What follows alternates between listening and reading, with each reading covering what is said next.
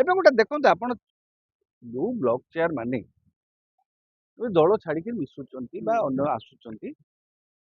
ଏବେ ଦେଖନ୍ତୁ କିଛି ଦିନ ତଳେ ଗୋଟେ ରାଜ୍ୟ ସରକାର ଗୋଟେ ବିଜ୍ଞପ୍ତି ଜାରି କଲେ 25 ଲକ୍ଷ ପର୍ଯ୍ୟନ୍ତ ଟଙ୍କାର କାମରେ ବ୍ଲକ ଚେୟାର ମାନଙ୍କର କୌଣସି ଅନୁମତି ରହିବ ନାହିଁ। ତେବେ ସେ କରିବେ କଣ ଏବେ? ତେଣୁ ଇଏ ଯୋଉ ବର୍ତ୍ତମାନ ବ୍ଲକ ଚେୟାର ମାନଙ୍କର କ୍ଷମତାକୁ ସଂକୁଚିତ କରିବାର ଗୋଟେ ପଦକ୍ଷେପ ନିଆହେଲା। ବିଭିନ୍ନ ଅଞ୍ଚଳରେ କାମ ବିକାଶମୂଳକ କାମ ସ୍ଥିର ମାନେ ଠପ୍ ହେଇଗଲା।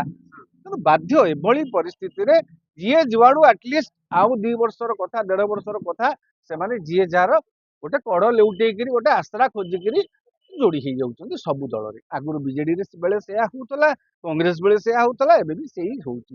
କେବଳ ବ୍ଲକରେ ଅଚଳାବସ୍ଥା ଯୋଉ କାମ କରିବାର ଯୋଉ ଅଚଳାବସ୍ଥା ସୃଷ୍ଟି ହଉଛି ବା ସରକାରଙ୍କ ଶୁଭ ଦୃଷ୍ଟିରେ ରହିଲେ କେବଳ ବ୍ଲକର ବିକାଶମୂଳକ କାମ ଆଗେଇ ପାରିବ, ସେଇଥିପାଇଁ ଏ ପ୍ରକ୍ରିୟା ଚାଲିଛି। ଏଭଳି ସ୍ଥିତି ଲାଗି ରହିଲେ ଆଗାମୀ ପଞ୍ଚାୟତ ନିର୍ବାଚନ ବିଜେଡି ପାଇଁ କାଠିକର ପାଠ ହେବ ଜିତିବା ପାଇଁ।